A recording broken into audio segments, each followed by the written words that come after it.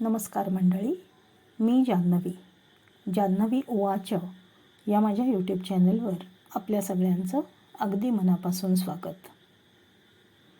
माझ्या आजच्या लेखाचं नाव आहे मी पाहिलेला पहिला कलाकार. बघा, माझा आजचा लेख आवडतोय का? आवडला तर लाईक करा, शेअर करा आणि सबस्क्राईब करा. धन्यवाद. नाना, मी पाहिलेला पहिला कलाकार. मी अगदी 3-4 वर्षांची असल्यापासून त्यांना बघत आले. त्या काळी टी व्ही नव्हते. सगळ्यांची रात्रीची जेवणं लवकर होत असत. जेवण झाल्यानंतर झोपण्यापूर्वीची जी शांत वेळ असे, त्या वेळेत अगदी जवळजवळ रोज बुलबुल नावाचं वाद्य नाना वाजवत असत. ऐकताना खूपच छान वाटत असे. हळूहळू त्यांच्याकडे असलेल्या इतरही कलांचा मला अनुभव येत गेला. नाना उत्तम पेंटिंग करत असत.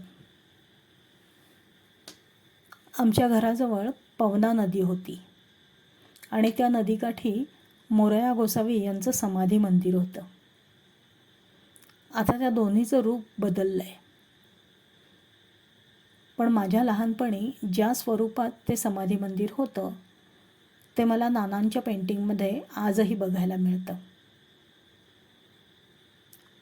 नानांच्या व्यक्तिमत्वामध्ये अनेक कलांचा वास होता.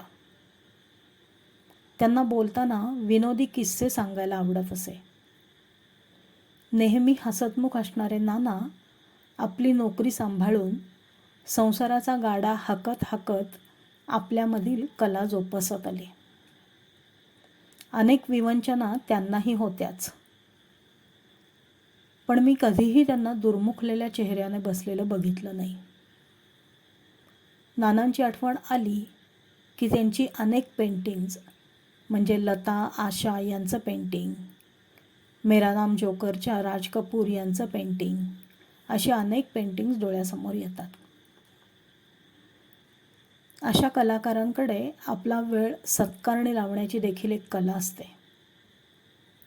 थोडासा जरी वेळ मिळाला तरी तेवढ्या वेळात काहीतरी सर्जनशील, आनंददायक त्यांच्या हातून निर्माण केलं जातं.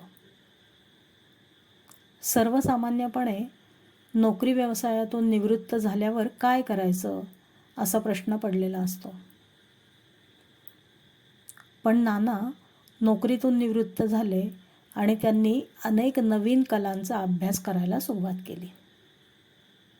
कार्विंग करायला सुरुवात केली. विविध प्रकारचे धातू तसंच लाकूड यावर कोरीव काम करून त्यांनी खूप सुंदर मूर्ती तयार केल्या. शिल्पकला शिकून काही मूर्ती तयार केल्या. त्यांनी केलेल्या बुद्धाच्या मूर्तीमध्ये जो शांतपणा किंवा जो गंभीर भाव आहे, तो तर शब्दात वर्णन करता येणार नाही.